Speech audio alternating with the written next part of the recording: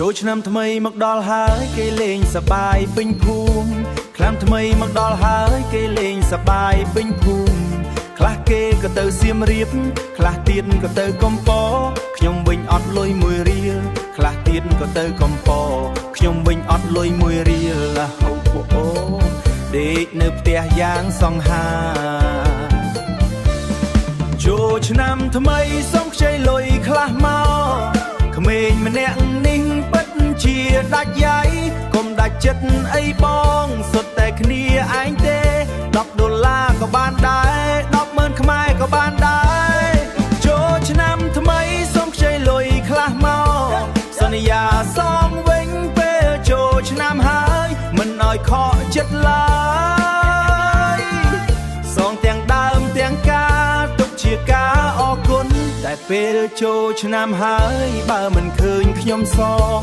នោះគឺមានន័យថាយើងបានរួចគ្នាហើយកុំកាន់តាំងត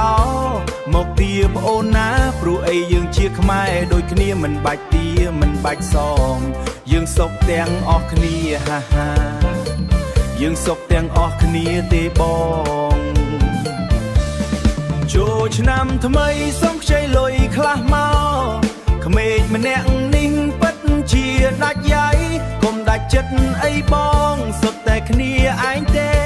$10ក៏បានដែរ100000ខ្មែរក៏បានដែរចូលឆ្នាំថ្មីសុំខ្ចីលុយខ្លះមកសន្យាសងវិញពេលចូលឆ្នាំហើយមិនឲ្យខកចិត្តឡើយ